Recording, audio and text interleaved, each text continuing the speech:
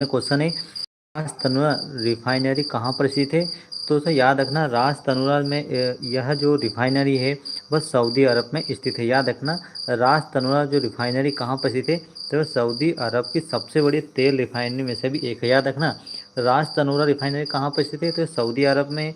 और अगर ये सबसे बड़ी अगर बात की जाए तो यह सऊदी अरब की सबसे बड़ी तेल रिफाइनरी भी है, जिसका नाम राज तनुरा है और सऊदी अरब में स्थित है।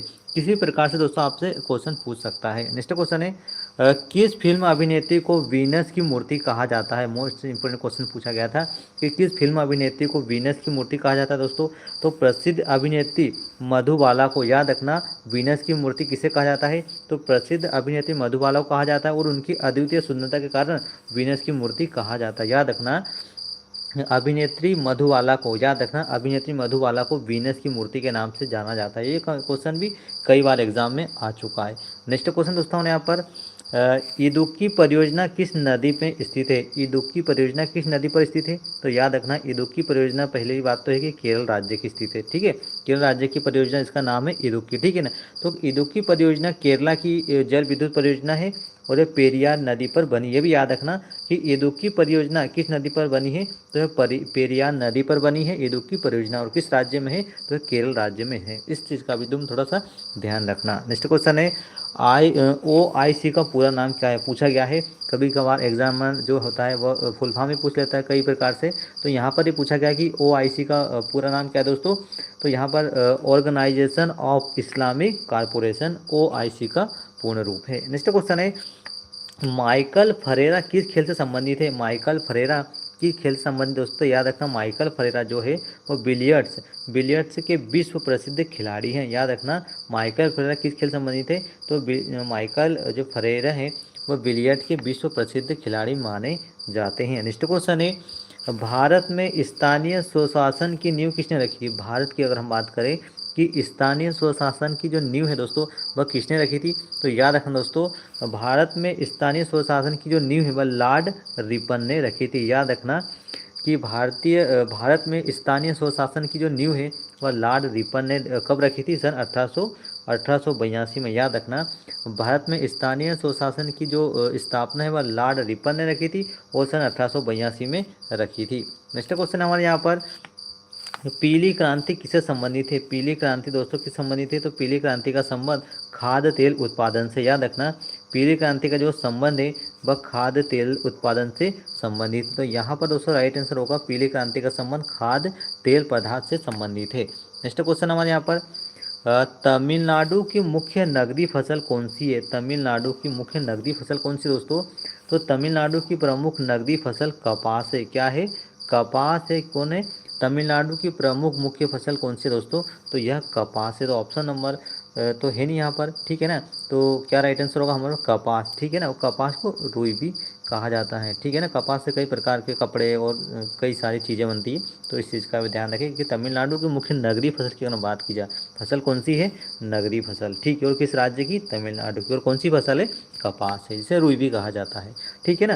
नेक्स्ट क्वेश्चन है, बाढ़ सुपर पावर परियोजना कहाँ स्थित है? बाढ़ सुपर पावर परियोजना कहाँ पर स्थित है दोस्तों? याद रखना, यह ताप विद्युत परियोजना है और किस राज्य में स्थित है? बिहार में। याद रखना, बाढ़ सुपर पावर परियोजना कहाँ की स्थित है? तो ये बिहार राज्य की है और बिहार की राजधानी दोस्तों क्या है? पटना है। याद रखना कि बिहार राज्य की राजधानी पटना है। ठीक है ना, तो बाढ़ सुपर पावर परियोजना कहाँ की है? तो बिहार राज्य की है। ठीक है ना। नेक्स्ट क्वेश्चन है, सांची स्तूप का निर्माण किसने करवाया था? सांची स्तूप का जो निर्माण है वह किसने करवाया था? तो सांची स्तूप का जो निर्माण दोस्तों मौर्य सम्राट अशोक ने करवाया था। याद रखना, सांची स्तूप का जो निर्माण है, सांची स्तूप का जो निर्माण है वह किसने करवाया था? तो मौर्य सम्राट। सम्राट कहाँ का था? तो मौर्य सम्राट। मौर्य सम्राट कौन? अशोक, जिसने क्या करवाया था? सांची के स्तूप का निर्माण करवाया था। ठीक है ना, तो इस चीज़ का भी आप थोड़ा ध्यान रखें। नेक्स्ट क्वेश्चन है, भारत का प्रमुख तेल शोधक कारखाना मथुरा किस राज्य में स्थित है? ठीक है ना, तो मथुरा आप सभी जानते हैं कि उत्तर प्रदेश राज्य से बिलोंग करते हैं। ठीक है ना, मथुरा कहाँ पर है? उत्तर प्रदेश में। ठीक है ना, आसान सवाल है कि भारत का प्रमुख तेल शोधक कारखाना मथुरा किस राज्य में स्थित है? ठीक है ना, तो मथुरा उत्तर प्रदेश में स्थित है। ठीक है ना, उत्तर प्रदेश की राजधानी क्या है दोस्तों? तो लखनऊ है। ठीक है ना, याद रखना, उत्तर प्रदेश की राजधानी क्या है? यूपी की लखनऊ है। ठीक है ना, और CM योगी वहाँ के CM है। ठीक है ना। नेक्स्ट क्वेश्चन हमारे यहाँ पर, प्लासी के युद्ध के बाद अंग्रेजी सत्ता की नींव किसने रखी? प्लासी के युद्ध के बाद अंग्रेजी सत्ता की जो नींव है वो किसने रखी थी? तो बैटल ऑफ प्लेसी, याद रखना, बैटल ऑफ प्लेसी 1757 जीतने के बाद रॉबर्ट क्लाइव ने भारत में अंग्रेज साम्राज्य की नींव रखी थी। याद रखना, बैटल ऑफ प्लेसी 1757 के जीतने के बाद रॉबर्ट क्लाइव ने भारत में अंग्रेजी साम्राज्य की नींव रखी थी। नेक्स्ट क्वेश्चन है, सती प्रथा के उन्मूलन का विरोध किसने किया था? सती प्रथा थी, उसके उन्मूलन का जो विरोध है वह किसने किया दोस्तों? तो याद रखना, राधाकांत देव सती प्रथा के उन्मूलन के विरोधी थे। कौन थे? राधाकांत देव सती प्रथा के उन्मूलन के विरोधी थे। नेक्स्ट क्वेश्चन दोस्तों यहाँ पर, जब्ती प्रणाली किस मुगल शासक ने प्रारंभ की थी? जब्ती प्रणाली किस मुगल शासक ने प्रारंभ की थी? तो मुगल सम्राट अकबर ने। किसने? मुगल सम्राट अकबर ने जब्ती प्रणाली की शुरुआत की थी और राजस्व प्राप्ति के लिए उन्होंने क्यों किया था? तो राजस्व प्राप्ति के लिए जब्ती प्रणाली लागू की थी। कौन था सम्राट? मुगल सम्राट। कहाँ का था? मुगल सम्राट कौन? अकबर ने राजस्व प्राप्ति के लिए ही जब्ती प्रणाली शुरू की थी। इस चीज़ का भी थोड़ा ध्यान रखें। नेक्स्ट क्वेश्चन है, हेनसांग कौन था दोस्तों? हेनसांग एक चीनी यात्री था, ठीक है ना। हेनसांग एक चीनी बौद्ध यात्री था जिसने नालंदा विश्वविद्यालय का वर्णन किया। जिसने नालंदा विश्वविद्यालय का वर्णन किसने किया? तो हेनसांग ने किया। और हेनसांग किस देश का नागरिक था? तो वो चीनी यात्री था। और चीन की राजधानी क्या दोस्तों? तो याद रखना, चीन की राजधानी बीजिंग है, ठीक है ना। और शी जिनपिंग वहाँ के अभी राष्ट्रपति है। नेक्स्ट क्वेश्चन है, नीलगिरी की सबसे ऊंची चोटी कौन सी है? नीलगिरी की सबसे ऊंची चोटी कौन सी दोस्तों? तो नीलगिरी की अगर सर्वोच्च चोटी की बात की जाए तो दोदा बेटा है। क्या है? दोदा बेटा जो है वह नीलगिरी पर्वत की सबसे ऊंची चोटी है। नेक्स्ट क्वेश्चन है, साकेत के रचयिता कौन है? साकेत के रचयिता कौन है दोस्तों? तो साकेत के रचयिता मैथिली शरण गुप्त। कौन है? मैथिली शरण गुप्त कौन है दोस्तों? साकेत के रचयिताकार है या रचनाकार है। नेक्स्ट क्वेश्चन है, नीति नियंत्रक तत्व संविधान के किस भाग से संबंधित है? नीति नियंत्रक तत्व, तो दोस्तों याद रखना, भारतीय संविधान के भाग 4 में नीति नियंत्रक तत्व का वर्णन है, ठीक है ना। नीति नियंत्रक जो तत्व है वह संविधान के भाग कौन सा? भाग है 4 में वर्णन, ठीक है। और इनका उद्देश्य क्या है? तो इनका उद्देश्य की अगर बात की जाए तो उद्देश्य है लोक कल्याणकारी राज्य की स्थापना करना, ठीक है ना। लोक कल्याणकारी राज्य की स्थापना करना, और भाग 4 में नीति नियंत्रक तत्व का वर्णन, ठीक है ना। तो यहाँ पर पूछा गया है नीति नियंत्रक तत्व संविधान के किस भाग में? तो संविधान के भाग 4 में, जिसमें उल्लेख क्या है? इसका उद्देश्य ये है कि लोक कल्याणकारी राज्य की स्थापना करना होता है, ठीक है ना। इस चीज़ का भी थोड़ा ध्यान रखें। नेक्स्ट क्वेश्चन है, विषुवत रेखा पर अक्षांश कितना होता है? विषुवत रेखा पर, कौन सी रेखा? विषुवत रेखा पर, ठीक है ना। विषुवत रेखा पर अक्षांश कितना होता है? तो याद रखना, अक्षांश 0 अंश का होता है। याद रखना, विषुवत रेखा पर स्थित स्थान अक्षांश कितना होता है? तो 0 डिग्री होता है। नेक्स्ट क्वेश्चन है, इंसुलिन किस अंग द्वारा स्त्रावित होता है? इंसुलिन किस अंग द्वारा स्त्रावित होता है दोस्तों? तो याद रखना, इंसुलिन अग्न्याशय। याद रखना, इंसुलिन अग्न्याशय के द्वारा स्त्रावित होता है, ठीक है ना। नेक्स्ट क्वेश्चन हमारे यहाँ पर, बडागा जनजाति किस राज्य में निवास करती है? जनजाति है जिसका नाम है बडागा, ठीक है ना। और यह किस राज्य में निवास करती है? तो याद रखना दोस्तों, बडागा जनजाति तमिलनाडु। कहाँ पर?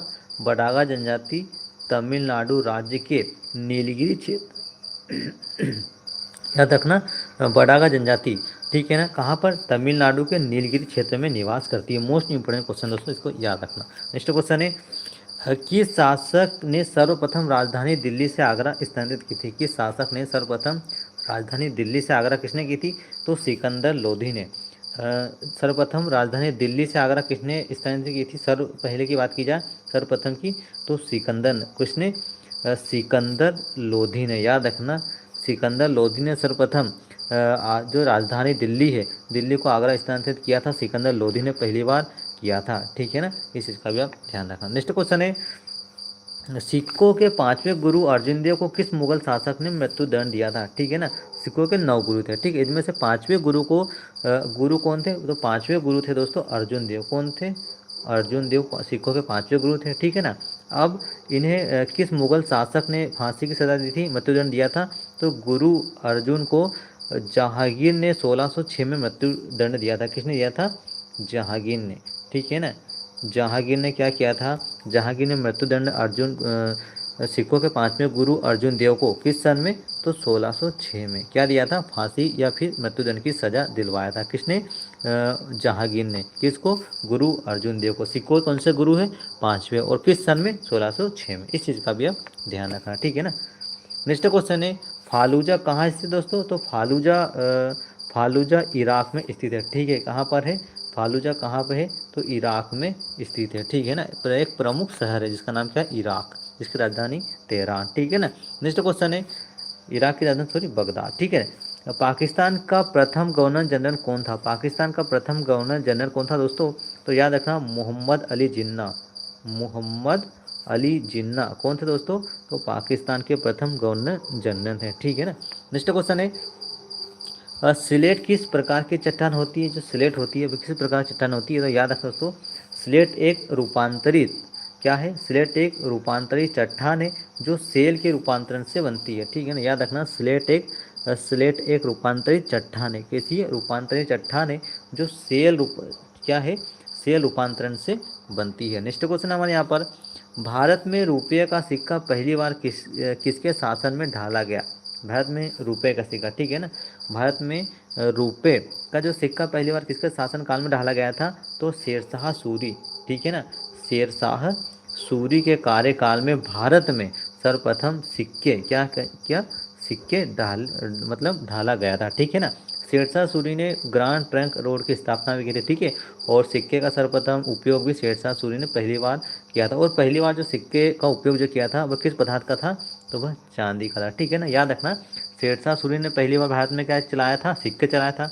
किस पदार्थ के चलाया था, तो चांदी के सिक्के चलाया था, याद रखना, ठीक है ना। चांदी के सिक्के चलाने वाला पहला या प्रथम शासक कौन था, तो शेरशाह सूरी था, ठीक है ना। नेक्स्ट क्वेश्चन है, पौधों में प्रकाश के प्रति वृद्धि को क्या कहते हैं, पौधों में प्रकाश के प्रति वृद्धि को क्या कहते हैं दोस्तों, तो पौधों में प्रकाश की दिशा में वृद्धि को क्या कहते हैं, फोटोट्रॉपिज्म कहते हैं, क्या कहते हैं, फोटोट्रॉपिज्म कहते हैं। नेक्स्ट क्वेश्चन है, गोमतेश्वर की विशाल मूर्ति कहाँ स्थित है, गोमतेश्वर की विशाल मूर्ति कहाँ पर स्थित है दोस्तों, तो याद रखना, गोमतेश्वर की जो विशाल मूर्ति है वो कहाँ पर है, वह कर्नाटक में, कहाँ पर है, कर्नाटक में स्थित है। किसकी मूर्ति, गोमतेश्वर, ठीक, गोमतेश्वर की जो विशाल मूर्ति है वो कहाँ पर स्थित है, कर्नाटक में है, ठीक है। कर्नाटक के कहाँ पर, श्रवणबेलगोला, कर्नाटका के श्रवणबेलगोला में स्थित है। नेक्स्ट क्वेश्चन है, गायकवाड़ किस रियासत का शासक था, गायकवाड़ किस रियासत का शासक था दोस्तों, तो याद रखना, गायकवाड़ जो है वो बड़ौदा रियासत का शासक था। किसका था, बड़ौदा रियासत का शासक कौन था, तो गायकवाड़ जो था, किस गायकवाड़ था, कहाँ का, बड़ोदरा का, ठीक है ना। नेक्स्ट क्वेश्चन है, क्या सुपरसोनिक विमान आयनमंडल को हानि पहुंचाता है, अब क्वेश्चन ये पूछा जाता है कि सुपरसोनिक विमान आयनमंडल को हानि पहुंचाता है, तो यहाँ पर क्या राइट आंसर होगा, सुपरसोनिक विमानों की जो उड़ान से ऊपरी, सुपरसोनिक विमानों की उड़ान से ऊपरी वायुमंडल पर प्रभाव पड़ सकता है, ठीक है ना। परंतु आयनमंडल को सीधा और स्थायी हानि का प्रमाण सीमित है, ठीक है ना। तो आयनमंडल को खास प्रभाव नहीं पड़ता विमान के उड़ने से या सुपरसोनिक विमान के, ठीक है ना। नेक्स्ट क्वेश्चन है, कन्हेरी में लगभग कितनी गुफाएं होती है, कन्हेरी में कितनी गुफाएं होती है, तो कन्हेरी में दोस्तों लगभग 100 से अधिक बौद्ध गुफाएं स्थित है। नेक्स्ट क्वेश्चन है, खंबात की खाड़ी किन शहरों के बीच स्थित है, खंबात की खाड़ी, किसकी खाड़ी, खंबात की खाड़ी, ठीक है ना, किन शहरों के बीच स्थित दोस्तों, याद रखना, गल्फ ऑफ खंबात भावनगर और सूरत के बीच स्थित है, याद रखना, गल्फ ऑफ खंबात भावनगर और सूरत के बीच खंबात की खाड़ी स्थित है, ठीक है ना। नेक्स्ट क्वेश्चन है, ल्यूकेमिया किस अंग को प्रभावित करता है, ल्यूकेमिया है ना, किस अंग को प्रभावित करता है, तो याद रखना दोस्तों, रक्त और अस्थि मज्जा बोन मेरो को प्रभावित करने वाला कैंसर होता है, क्या नाम है, ल्यूकेमिया, ठीक है ना। नेक्स्ट क्वेश्चन है, विक्रमशिला विश्वविद्यालय का संस्थापक कौन था, विक्रमशिला विश्वविद्यालय के संस्थापक कौन थे दोस्तों, तो धर्मपाला ने विक्रमशिला शिक्षा केंद्र की स्थापना, धर्मपाल ने, ठीक है ना, धर्मपाल ने विक्रमशिला शिक्षा केंद्र की स्थापना की थी, ठीक है ना। नेक्स्ट क्वेश्चन है, बुध ग्रह सूर्य की परिक्रमा में कितने दिनों में करता है, बुध ग्रह, कौन सा ग्रह, बुध ग्रह, ठीक है ना, बुध ग्रह सूर्य की परिक्रमा, किसकी परिक्रमा? तो सूर्य की परिक्रमा, ठीक है ना। बुध ग्रह सूर्य की परिक्रमा करने में कितना समय लगता है? तो याद रखना 88 दिन लगता है। याद रखना सूर्य की परिक्रमा करने में किसको? बुध को, ठीक है ना। कितने दिन लगते हैं? तो 88 दिनों का समय लगता है, ठीक है ना। नेक्स्ट क्वेश्चन है, 1 मील सेकंड में कितने यार्ड होते हैं? तो याद रखना 1 मील सेकंड में 1 मील बराबर 1760 यार्ड होते हैं, ठीक है ना। 1 मील में क्या होता है? 1760 यार्ड होते हैं, ठीक है ना।